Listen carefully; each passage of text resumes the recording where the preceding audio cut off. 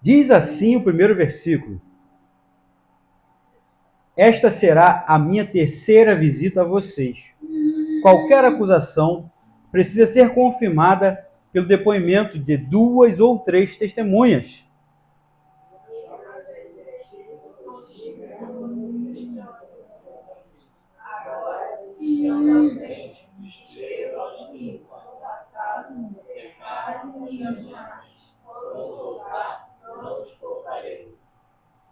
Visto que vocês estão exigindo uma prova de que Cristo fala por meu intermédio, ele não é fraco ao tratar com vocês, ao contrário, é poderoso entre vocês. Pois, na verdade, foi crucificado em fraqueza, mas vive pelo poder de Deus. Da mesma forma, somos fracos nele, mas pelo poder de Deus, vivemos com ele para servir a você. Examinem-se para ver se estão na fé. Provem a vocês mesmos. Não percebem que Cristo Jesus está em vocês, a não ser que tenham sido reprovados. Espero que saibam que nós não fomos reprovados. Agora, oramos a Deus para que vocês não pratiquem mal algum, não para demonstrar que fomos aprovados, mas para que vocês façam o que é certo, embora pareça que fomos reprovados. Mas somente a favor da verdade. Alegramo-nos quando estamos fracos e vocês estão fortes. A nossa oração é que vocês sejam aperfeiçoados. Por isso, escrevo essas coisas aos amigos. Não precisa.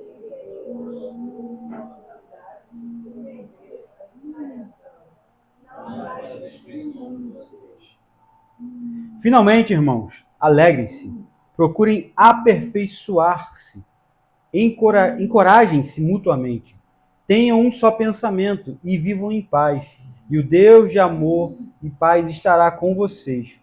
Saúdem uns aos outros. Perdão, vai você. Me empolguei.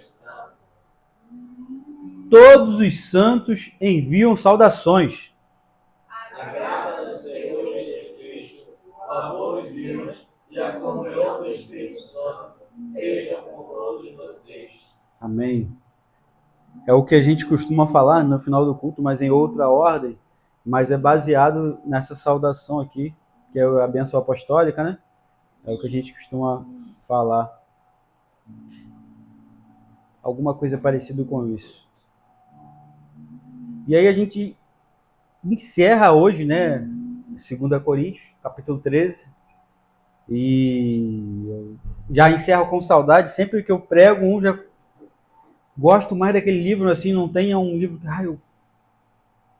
que eu gostei mais, entre aspas, dizendo, né, mas o que eu estou pregando no momento é o que eu gosto mais, geralmente é assim. Claro que tem alguns que marcam, algumas situações, né, lembro os dois que marcaram muito, mim foi Romanos e Hebreus. Romanos e Hebreus marcaram muito quando eu fiz a exposição. Tenho até vontade de pregar Romanos novamente. Tenho vontade, tá? Em algum momento, em algum tempo, tenho vontade. E outro também que me marcou, né, além desses dois, Apocalipse. Então são 3 livros que me marcaram. Outro também que eu tenho vontade de pregar novamente, Apocalipse, tá? Romanos e Apocalipse são 2 livros que eu tenho vontade de, inclusive, fazer, né, uma nova exposição aqui na igreja. E aí estamos chegando ao final, né? Já vimos tantas coisas nessa carta, não foi isso? Tantas coisas que a gente viu, uma carta bem pessoal do apóstolo Paulo, ele falando dele, falando das coisas, né? Pedindo perdão, chorando, falando, né? Agindo de maneira rigorosa, de maneira tranquila, de maneira irônica. O Paulo age de várias maneiras nessa carta aqui, a gente vai vendo como é um servo de Deus no seu dia a dia, é isso? Então, nós vimos conflitos, nós vimos falsas lideranças, sofrimento apostólico, né, do apóstolo Paulo. Nós vemos a defesa do ministério, Paulo fazendo defesa do seu ministério.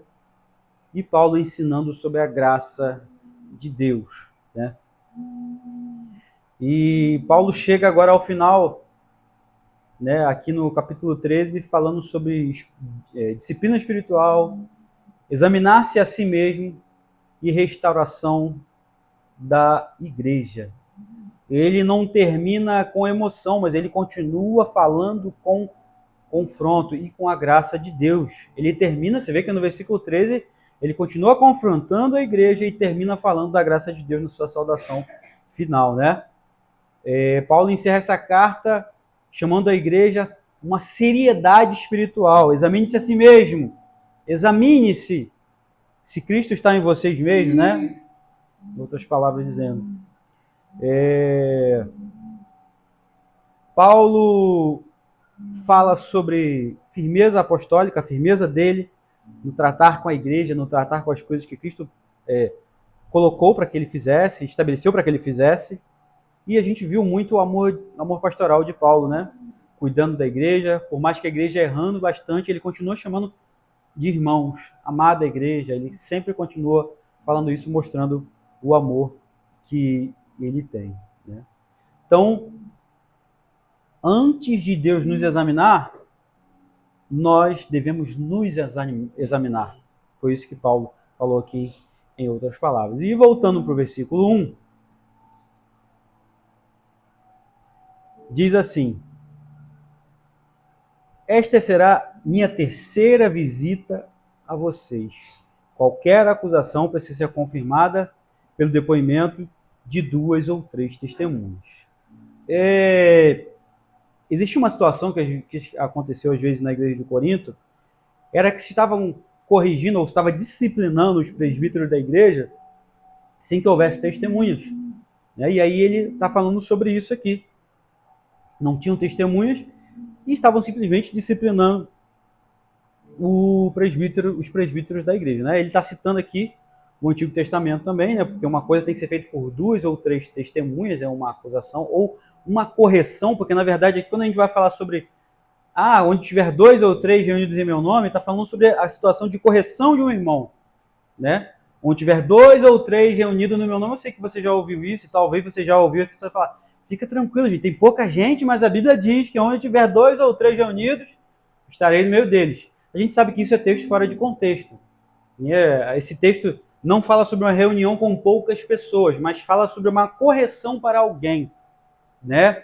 O texto todinho, o contexto todinho vai falar essa questão da correção. Onde tiver 2 ou 3 reunidos, o texto vai dizer assim: se você vê um irmão em pecado, você chama ele e corrige ele. Se ele não aceitar, chama 2 ou 3 testemunhas para você corrigir. Se ele não aceitar, chama os presbíteros da igreja. Se ele não aceitar, apresenta-o à igreja. Se ele não aceitar a correção, considere-o como alguém, o que a Bíblia vai falar? Esqueci, como um mundano, né? Eu esqueci a palavra que a Bíblia fala. Como alguém que não... isso, exatamente. Como alguém que não serve a fé. E aí, olha como Deus é maravilhoso, ele nos ensina quando vamos falar com alguém, quando vamos corrigir de alguém, quando vamos falar do erro de alguém. Leva testemunhas. Hoje a gente consegue até gravar. Se bobear, grava o que você está falando. Leva testemunha e grava. Para poder, quando essa pessoa for falar para alguém, não, mas ele falou assim, assim, assim comigo. Peraí, não. Eu tenho 2 testemunhas ali que viu como eu falei, viu que eu chamei a atenção da maneira correta. E mais, eu tenho gravado aqui também para poder mostrar para vocês que eu fiz da maneira correta. Deus está ensinando a gente se resguardar com as coisas que fazemos, né? Então, Paulo aqui ele fala sobre essa questão para com a igreja que está disciplinando presbíteros da igreja, pastores da igreja, mas não tem testemunha. Não tem sido feito como a Bíblia ensina a fazer, né? Não tem quem de fato, vamos dizer assim, respalde isso biblicamente dizendo. Faz por fazer, né? E não tem um amparo bíblico. Tem que ser feito, mas com amparo bíblico para que seja feita da maneira correta, tá?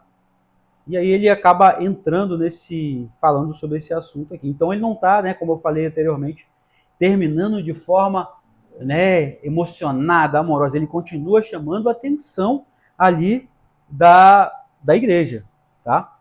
Citando ali o Antigo Testamento, né? Disciplina não é emocional. Inclusive, perdão também não é emocional, não, gente.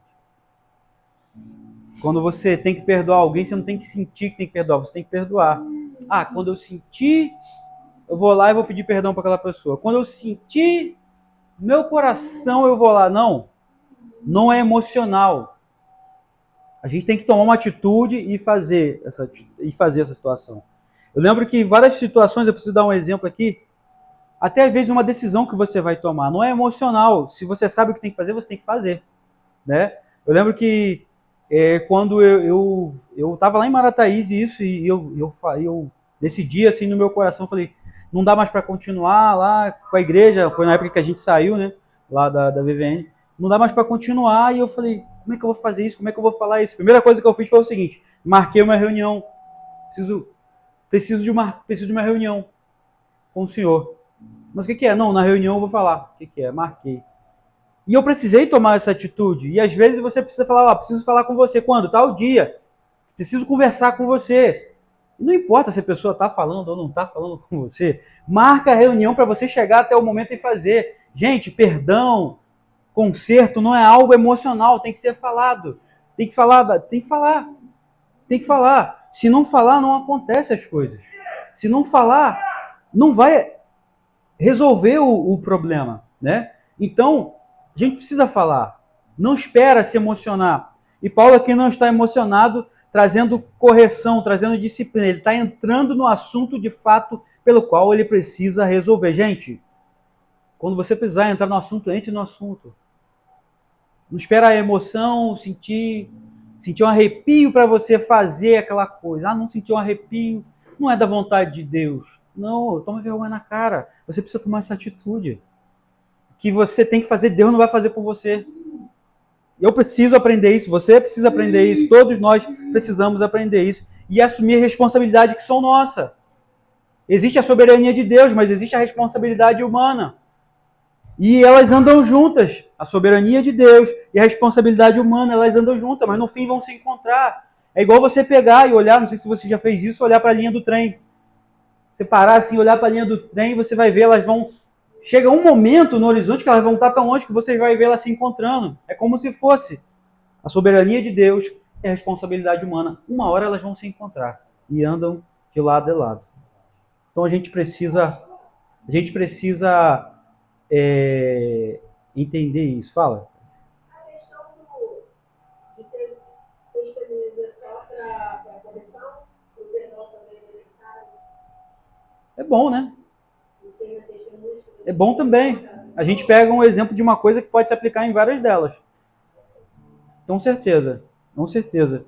Na situação, inclusive, quando eu fui falar com o pessoal, lá o pastor, eu não tive testemunhas. Não pensei nisso na hora, mas eu gravei. Porque tudo que eu falei estava gravado. Tudo que foi falado foi gravado. Se alguém viesse falar qualquer outra coisa, peraí, tá aqui. Então, é bom para poder se resguardar em qualquer situação, tá? É muito bom, sim. É bom, sim. Eu lembro que tinha uma situação no trabalho onde um supervisor meu sempre falava, ele me ligava, me dava alguma informação e falava um monte de coisa. E se eu não fizesse alguma coisa, ele falava, eu falei para você fazer. E eu lembro de fato que ele não tinha falado para mim fazer certas coisas. O que eu comecei a fazer? Comecei a gravar todas as ligações quando ele me ligava. Ele não mandava mensagem para mim no WhatsApp para poder não ficar registrado. Ele não mandava e-mail para não ficar registrado. Porque ele sempre queria estar certo. E aí eu falei, vou gravar todas as ligações dele para mim. E comecei a gravar todas as ligações dele para mim. Teve um dia que ele me cobrou, aí eu fui, peguei, eu falei, eu sei que não foi. Eu falei, não foi isso que eu falei. Foi sim, não foi isso que você falou também. Foi sim, eu falei, então tá bom, eu vou te provar. Fui lá, peguei a gravação, cortei exatamente onde era e mandei para ele. Aqui, ó, eu costumo gravar minhas ligações. E ele, desculpa. Então, esse aqui é outro caso, mas também serve para a vida. Isso serve para a vida. Para a nossa vida. Isso serve para a nossa vida. Tá? Serve para tudo isso. Então, na disciplina, tem que ser feita a disciplina. Não espera sentir para poder disciplinar alguém ou para falar alguém, né? Para falar com alguém. Paulo aqui não está sendo emocional para trazer a disciplina. Ele está trazendo a disciplina da maneira que tem que ser feita. E a disciplina tem que ser justa e tem que ser baseado na verdade, baseado na palavra de Deus. Deus é Deus de ordem, não de acusação leviana. Né? A igreja precisa tratar o pecado com seriedade. Não se pode ignorar os erros contínuos. Amor verdadeiro não ignora o pecado. Amor verdadeiro trata o pecado como pecado, não como pecado de estimação, mas como pecado, não como alguma coisa que você está cuidando para você. Pecado tem que ser tratado da maneira que a Bíblia ensina para ser tratado. Arrependimento, mudança de vida, abandonar o pecado, ter uma nova vida. Versículo 2 e 3. Já os adverti quando estive com vocês pela segunda vez. Agora, estando ausente, escrevo aos que no passado pecaram e aos demais. Quando voltar, não os pouparei, visto que vocês estão exigindo uma prova de que Cristo fala por meu intermédio. Ele não é fraco ao tratar com vocês. Ao contrário, é poderoso entre vocês. Então, Paulo não vai ser, ou melhor, ele não é fraco como eles falam que ele é fraco, né? Isso aí, comparado, a gente precisa voltar lá um pouquinho atrás, quando a igreja de Corinto ali, ele está respondendo essa situação, como se Paulo, nas cartas, era um leão. Né? Você lembra que eu falei sobre isso? Nas cartas ele era um leão. Mas pessoalmente, presencialmente, ele era um gatinho, vamos dizer assim, né? No popular dizendo. Então falava que Paulo era fraco, a sua presença era fraca, a sua oratória presencialmente era fraca. Os superapóstolos não. Tinha uma eloquência, né, robuscada, uma fala polida, né, filosofavam, né, e faziam uma série de coisas que Paulo pessoalmente não fazia, mas estava querendo dizer, ó, mas por carta você é brabo, mas aqui pessoalmente você não faz nada, você não fala nada, né? E na verdade ele fala, versículo 2, ó, já os adverti quando estive com vocês pela segunda vez. Agora, estando ausente, escrevo aos que no passado pecaram e aos demais, quando voltar a pecar, não os pouparei. Lembra que aqui, até na igreja de Corinto, teve uma situação onde Paulo chama a atenção da igreja, onde tem uma pessoa lá que está se relacionando com a sua madrasta, né? Tem um camarada lá que está se relacionando com a sua madrasta, e ele corrige. E, inclusive, ele fala para, né, para corrigir esse irmão, inclusive para entregar, né, na mão de Satanás também. Tanto ele quanto aqueles que estavam compactuando com o erro dele, automaticamente. Porque se a pessoa está errando e as pessoas estão vendo ali, não estão corrigindo, estão cometendo o mesmo erro que o que está errando. Porque não está corrigindo, porque não está falando.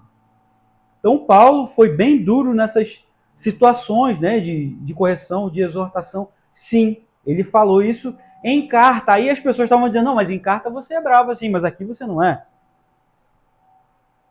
E Paulo, ele é bem claro, e a gente olhando aqui, estudando como essa é uma carta bem pessoal dele, em mostrar que ele prefere falar as coisas ruins de longe para que essas coisas se resolvam e quando ele chegar lá ele conseguir desfrutar da companhia das pessoas, da presença das pessoas. Ele prefere que seja assim.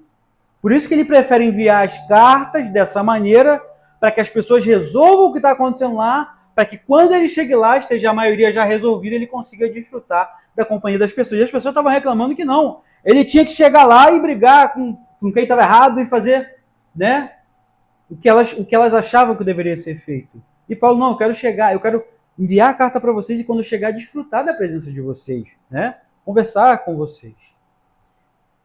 Paulo deixa claro, haverá disciplina se não houver arrependimento. Ele está dizendo no final do versículo 2, não pouparei.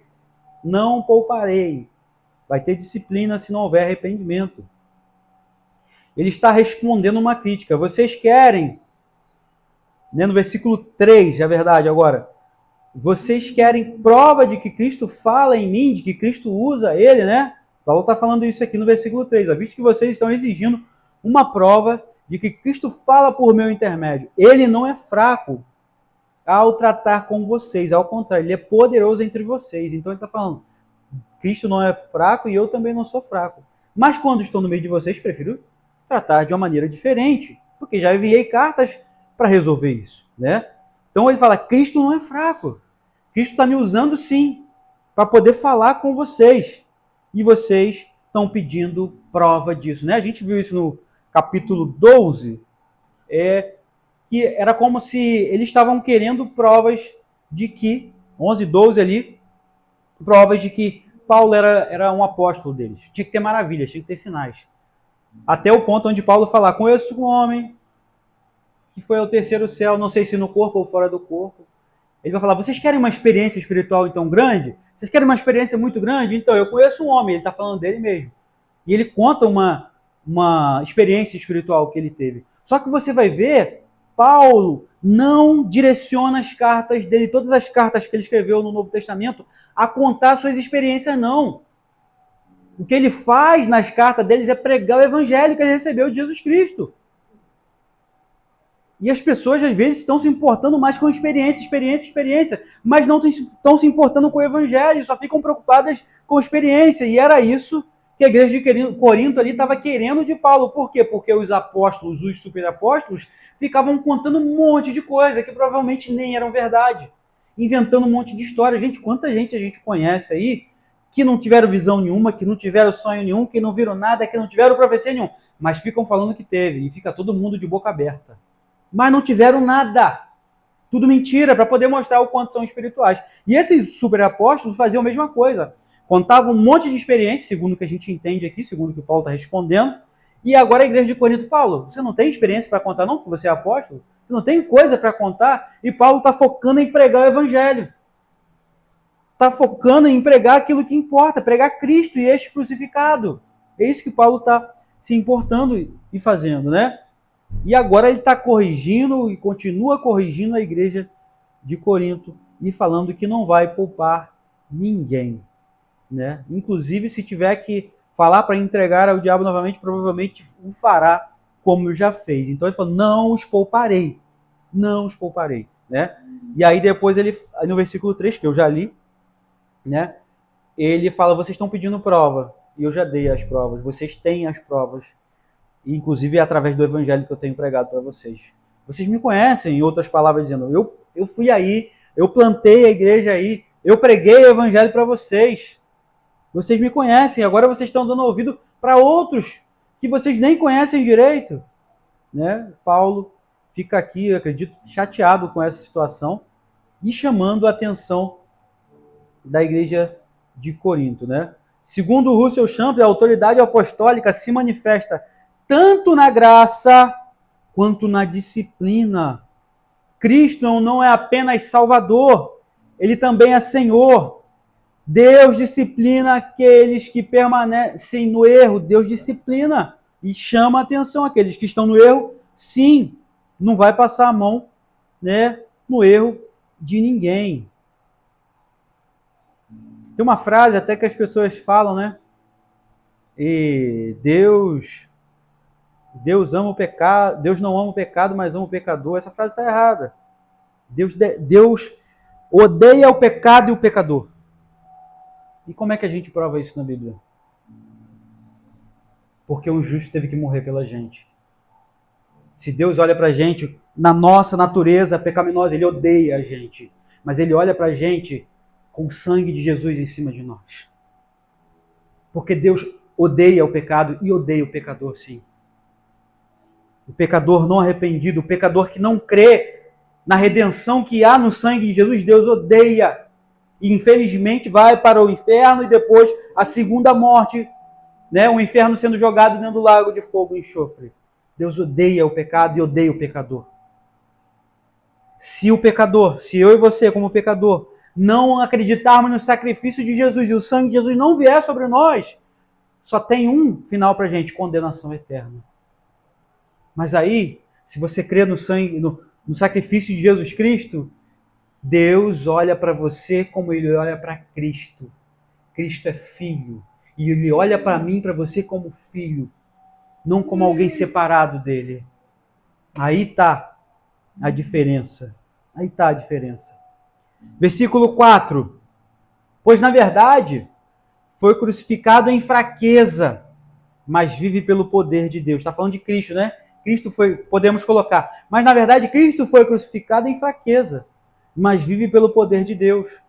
Na mesma forma, somos fracos nele, mas pelo poder de Deus, viveremos com ele para servir a vocês. Presta atenção. Se Cristo foi fraco ali na cruz, nós fomos fracos com ele, nós morremos com ele ali na cruz, mas ressuscitou com o poder de Deus. E assim como Cristo ressuscitou com o poder de Deus, nós ressuscitamos com o poder de Deus também. Somos fracos. E fomos fracos para a cruz. Aparência de fraco, como ovelha muda, como cordeiro. Ele vai, ele se entrega, e ali é uma aparência de alguém fraco, não é isso? Tanto que um dos ladrões, você é o rei? Desce daí, cara. Você não é o rei? Você não tem todo o poder? Cristo poderia acabar com tudo e com todos ali, mas era necessário para que a gente fosse salvo junto com ele na cruz do Calvário. Ele precisou ir, se fez fraco, para poder salvar os fracos. Nós. Se fez fraco para poder salvar os fracos. Nós. Mas é o rei de toda a terra. Ele tem todo o poder. Todo o domínio está em Cristo Jesus, porque ele é Deus. Ele é Deus. Cristo foi fraco na cruz, poderoso na ressurreição. Aparência de fraco. Se entregou como ovelha, né? Aparência de fraco. E poderoso na ressurreição. A fraqueza não é derrota, é o caminho para o poder de Deus. Inclusive, a gente vê Paulo falando sobre isso, né? Que o poder de Deus se aperfeiçoa em quê? Nossa fraqueza. Na nossa fraqueza. Você não pode, mas Cristo foi lá e fez por você. Você não podia pagar o preço que você devia, que eu devia, nós não podíamos pagar. Mas Cristo foi lá e pagou no nosso lugar. E você fala, eu não posso, eu não tenho como.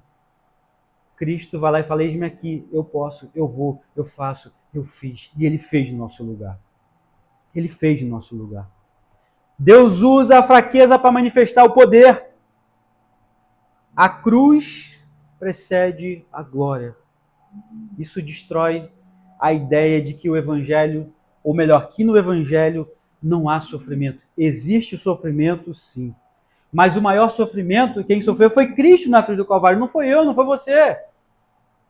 Não foi.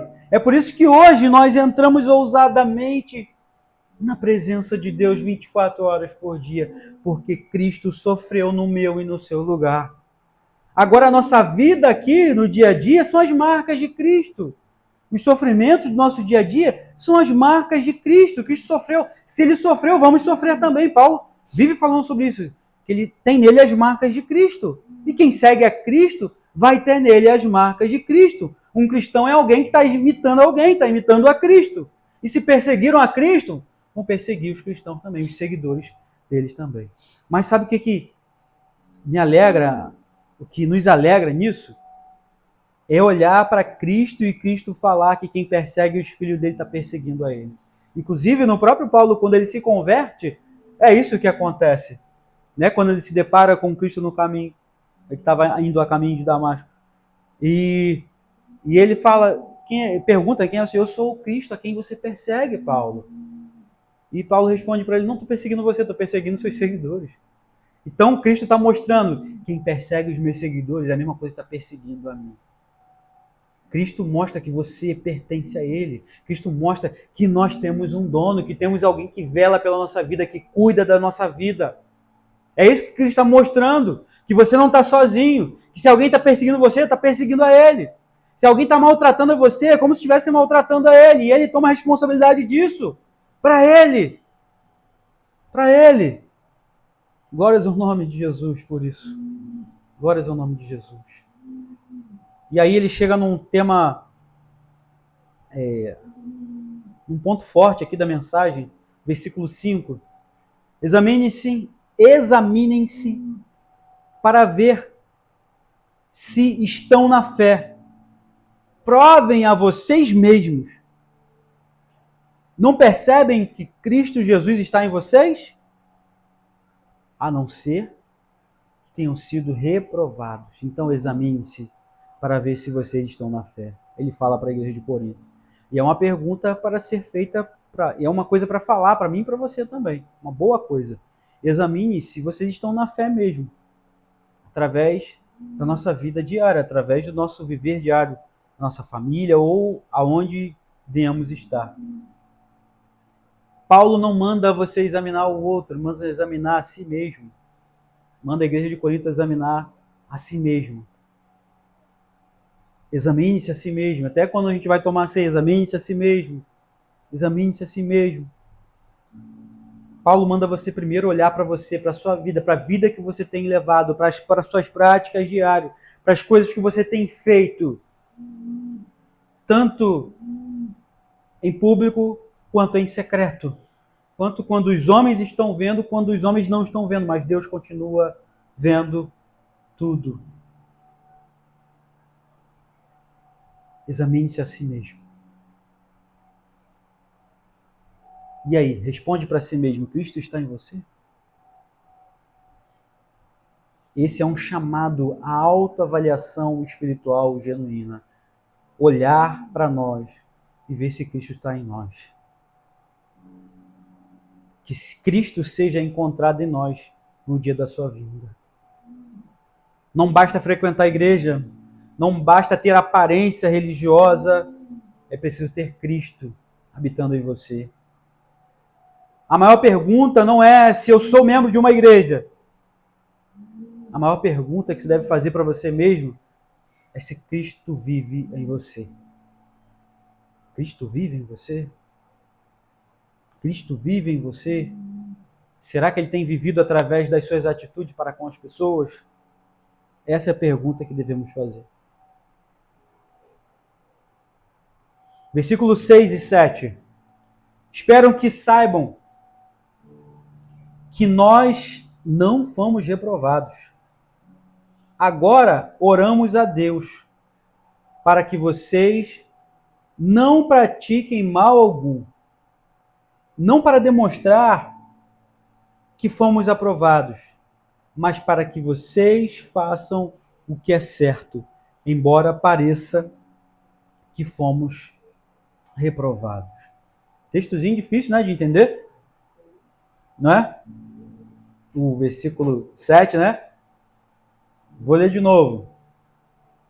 Agora, oramos a Deus para que vocês não pratiquem mal algum, não para demonstrar que fomos aprovados, mas para que vocês façam o que é certo, embora pareça que fomos reprovados. Sabe o que Paulo quer dizer? Resumindo, em miúdos aqui, que ele quer falar aqui?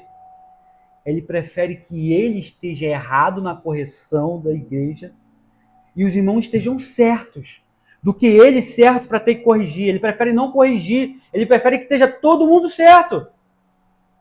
É isso que ele prefere.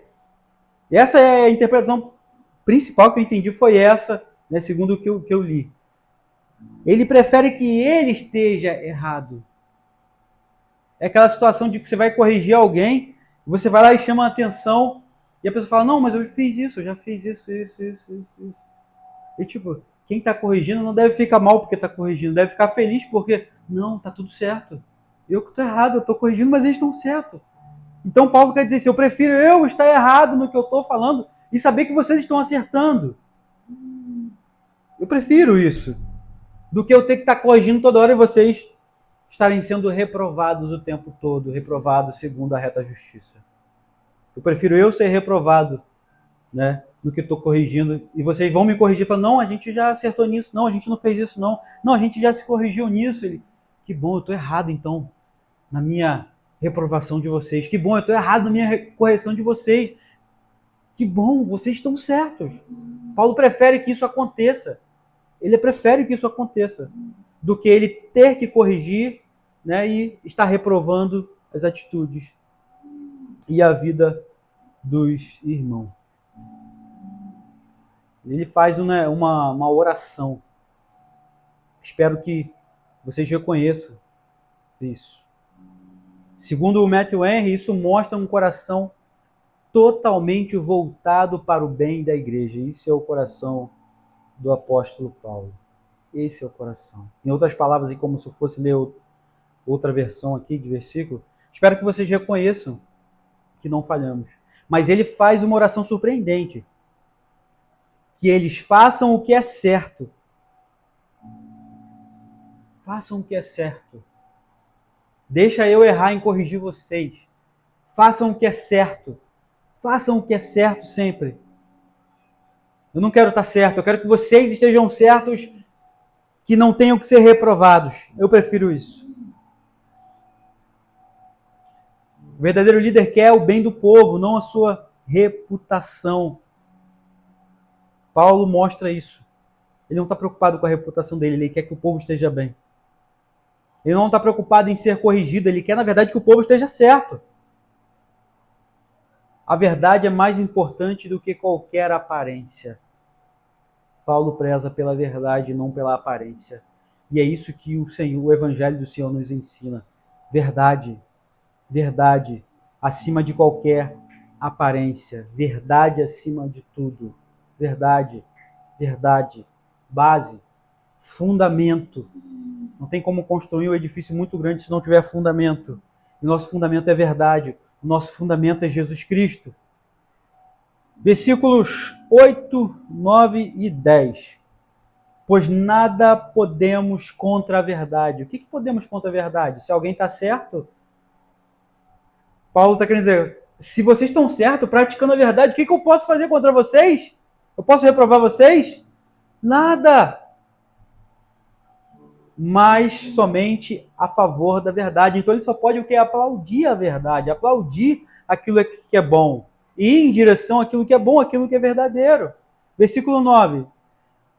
Alegramos-nos quando estamos fracos e vocês fortes. Em outras palavras, alegramos-nos quando eu estou errando em corrigir vocês e vocês estão certos. Eu prefiro me sentir fraco, me sentir que estou cobrando demais vocês e vocês já estarem corretos, já terem acertado que você está errando. Aí ele fala, versículo 9 ainda, a nossa oração é que vocês sejam aperfeiçoados. É o que ele prefere. Ele não prefere, ele não está como aquela pessoa, estou doido para encontrar um erro aí para poder falar. Ele não está falando isso. Paulo está falando, eu prefiro que vocês acertem e eu esteja errado quando eu for cobrar vocês. Eu quero que vocês acertem. Eu quero que vocês sejam aperfeiçoados. Essa é a preocupação maior do apóstolo Paulo. Não ficar mostrando, sabia que ia errar, sabia disso, olha como é que eu ia achar um defeitozinho aí. Ele não está falando isso. Versículo 10. Por isso escrevo estas coisas, estando ausente, para que quando eu for, não precise ser rigoroso. Lembra do que eu falei com vocês? Que Paulo escrevia de forma rigorosa, mas quando ele estava perto ele não queria ser rigoroso? E aí a igreja de Corinto estava criticando ele porque ele era fraco? A presença dele não impressionava, o discurso dele presencialmente não impressionava só através de carta? Vou ler de novo o versículo 10 para vocês lembrarem disso. Por isso escreva estas coisas estando ausente, ou seja, não estou aí. Para que quando eu for até vocês, não precise ser rigoroso no uso da autoridade que o Senhor me deu para a edificação, não para a destruição de vocês. Então, até nisso aqui ele fala, quando eu estiver aí eu quero trazer edificação, eu quero compartilhar, quero desfrutar da presença dos irmãos. E você vê que a terceira carta que a gente não tem, né, que seria a terceira carta, que é a carta onde Paulo quebra o pau mesmo, ele, por um tempo, ele se arrepende do que escreveu, porque escreveu coisas duras. Mas imagina esse Paulo, nessa terceira carta que a gente não tem, essa carta que ele quebrou o pau, ao invés de escrever essa carta, ele fosse lá na igreja. Ele não queria isso. Ele queria enviar a carta, resolvesse o problema e ele chegasse lá, compartilhar, desfrutar da presença dos irmãos e não ficar resolvendo essas situações. É muito ruim, não é, gente? Você está no meio de confusão e você está tendo ali que resolver aquilo. Eu sei que por várias vezes a gente não quer, mas por outras a gente está no meio e a gente tem que resolver. Mas é terrível, não é? Não é terrível você estar no meio da situação que você tem que estar ali para corrigir uma situação, para poder acabar com uma briga, para poder acabar com uma discussão?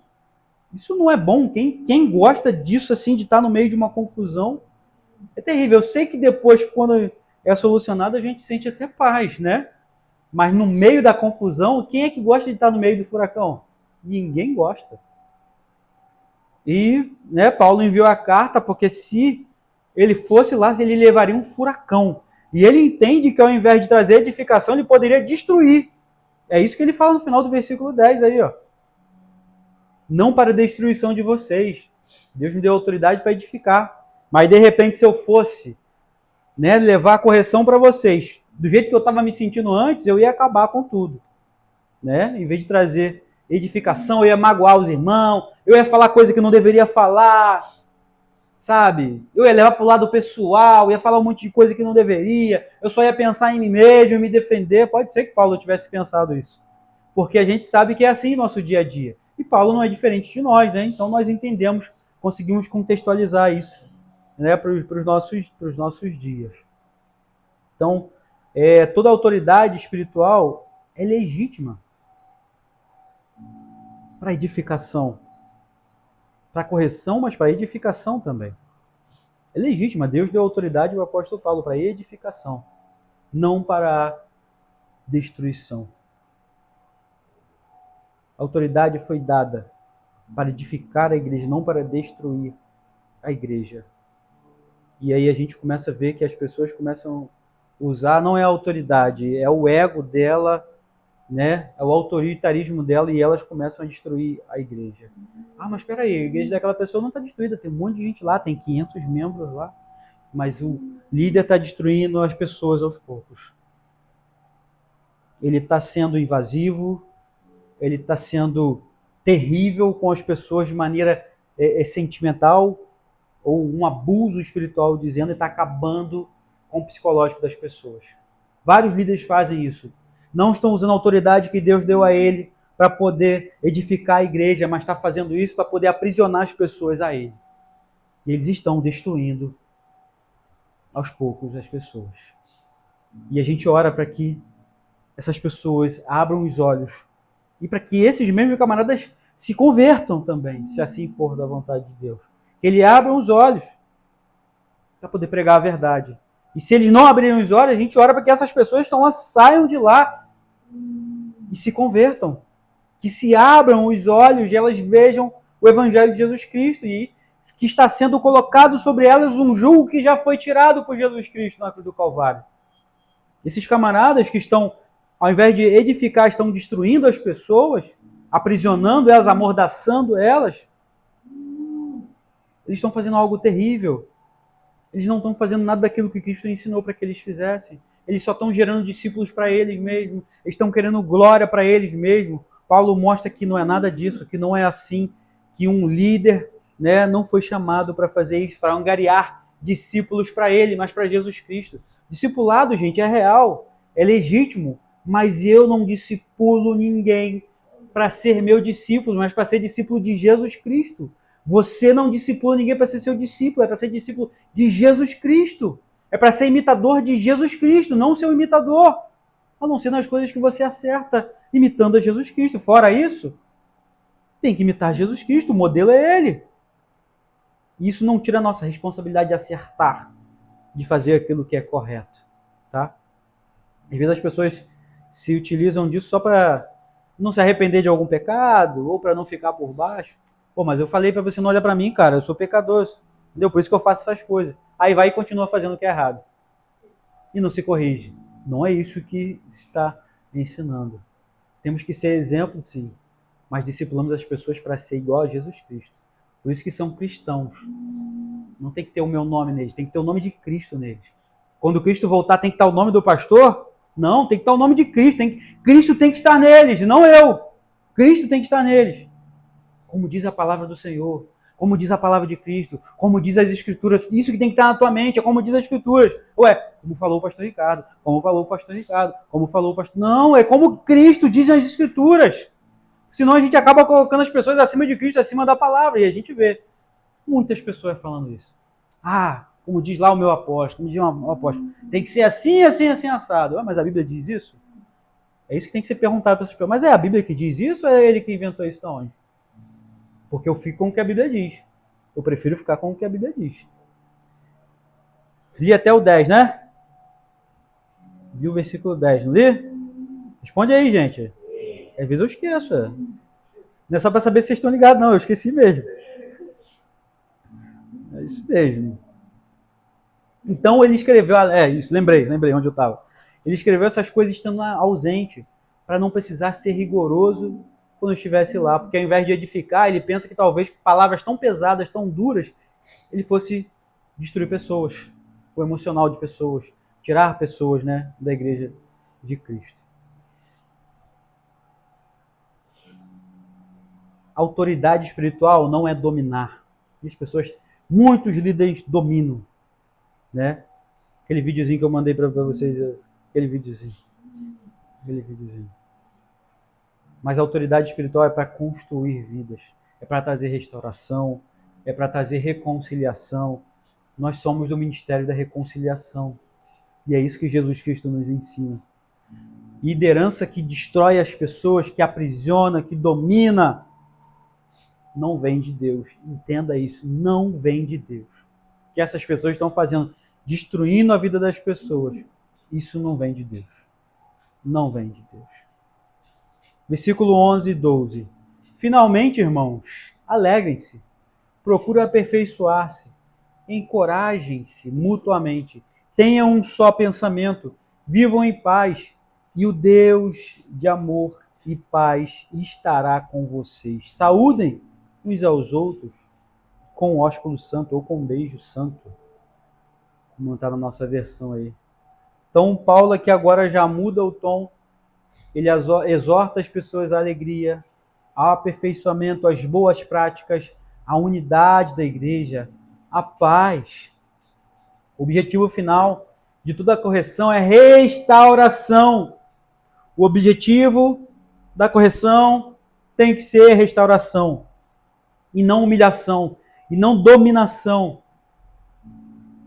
Não é. Se fazem isso, não estão corrigindo, não estão ensinando da maneira que Cristo nos deixou estabelecido em sua palavra. O fim da disciplina é a restauração. A igreja deve viver restauração constante, porque tem que ter disciplina constante. A igreja deve viver em unidade. Não basta corrigir, é preciso restaurar, é preciso estar próximo, é preciso exortar, é preciso chamar para perto, é preciso procurar para saber se está bem, se não está bem, o que está acontecendo, o que não está acontecendo.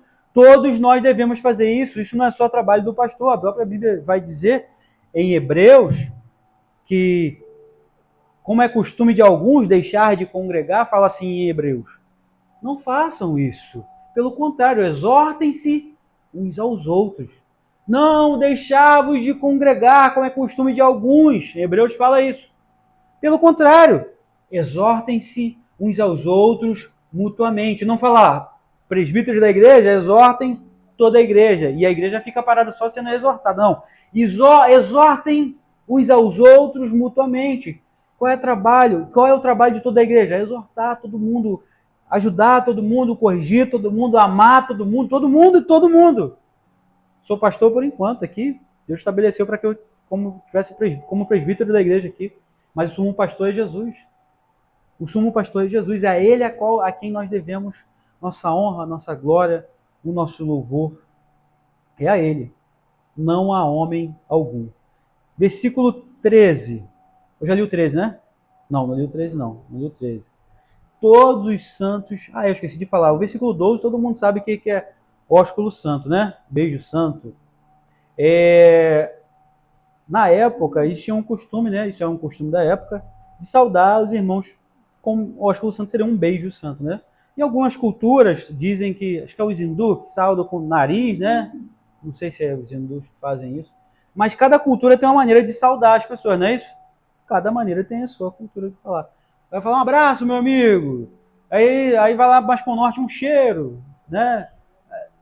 Tem várias coisas. Então aqui nessa cultura deles ali saudem uns aos outros com um beijo santo. Tem até igrejas, se eu não me engano, acho que é a CCB, coloca isso como se fosse algo que doutrinário, né? Tem que saudar os irmãos com o ósculo santo.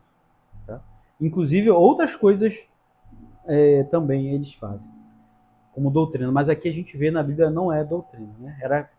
A gente precisa entender o que é costume e o que é doutrina, né? Contexto da época, contexto de agora. E é normal, a gente tem esse costume, né? Eu lembro que as pessoas nem entendiam nada, tava eu, Alex, meus amigos na rua, e eu encontrava, a gente pega, abraça, beija um ao outro, e o pessoal ficou olhando. Como assim? E lá, os caras estão se beijando lá, cara, que isso? Mas é costume nosso, a gente tava num futebol, né? Tava todo mundo sentado junto, e olha, abraçava, beijava e tal, num futebol, num lugar, e o pessoal tudo num crente olhava pra gente, que isso, que doideira é essa? Costume, a gente acostumou isso.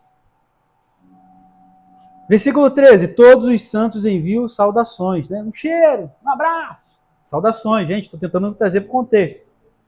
Um abraço, tamo junto, pá, tamo together. É, mais ou menos isso aí. Essa é uma das maiores bênçãos da Bíblia. Graça de Cristo. Aí o versículo 14. A graça do Senhor Jesus, o amor de Deus, a comunhão do Espírito Santo sejam com todos. Essa é uma das maiores bênçãos da Bíblia. Graça de Cristo, o amor do Pai e a comunhão do Espírito Santo. Você vai ver que alguns falam, né, na bênção apostólica, agora que a graça do nosso Senhor Jesus Cristo, o amor de Deus e a comunhão do Espírito Santo estejam com todos aqueles que aguardam a vinda do Senhor Jesus Cristo. Não inventaram do nada, foi da Bíblia, essa bênção apostólica no final do culto. Vieram da Bíblia.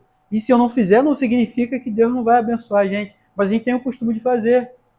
Né? O que eu não posso falar, não, gente, tem que ter a bênção apostólica. Se não tiver, vai todo mundo sem a bênção para casa. Não pode, não é isso. Mas a gente, né, costuma fazer. Ah, tem que ter os versículos que o pastor fala no final do culto. Se não tiver, não vai ter a bênção total. É só um costume, gente. É só um costume. É só um costume. Né? Imagina, você vai numa igreja, outra igreja, ou você sai dessa igreja e vai para outra, aí no final do culto o pastor não fala os versículos que eu falo. Aí você vai chegar para ele, pastor, escuta só, tem que falar os versículos. Até anotei aqui que o meu antigo pastor falava. Se não falar, a bênção não está completa. Isso. Aí você está criando uma doutrina e ensina de algo que é um costume. A Bíblia não está falando que tem que fazer isso. Entendeu? A comparação de doutrina e costume aí. Isso é costume, tá? Então, no versículo 14, a gente vê a trindade, né? Fala de Cristo, fala de Deus, fala do Espírito Santo. Apesar da palavra trindade não estar explícita na Bíblia, nós vemos a trindade aqui, né? Nesse versículo. Então, essas se resumem às bênçãos cristãs. A vida cristã é sustentada pela graça. Vivemos no amor de Deus. Caminhamos na comunhão de quem? Do Espírito Santo. Glórias a Deus por isso. E aí, só para poder a gente pensar nesse texto, examine a sua vida, a gente falou sobre isso hoje. Arrependa-se do seu pecado. Viva na graça de Deus. Essa carta começou com dor, com lamento, com exortação e agora termina na graça. Não viva no automático espiritual. Pecado não tratado destrói sua vida, destrói a igreja, destrói a vida de quem estiver em pecado e não tem arrependimento. Nada está acima da verdade de Deus, então valorize a verdade de Deus. Busque a restauração. Deus não quer te destruir, quer te restaurar. Viva na graça. Tudo começa e termina na graça de Deus. Examine o seu coração. Arrependa-se do pecado e viva na graça de Deus. Amém? Ficamos aqui nessa palavra e aí encerramos a nossa série em 2 Coríntios, né?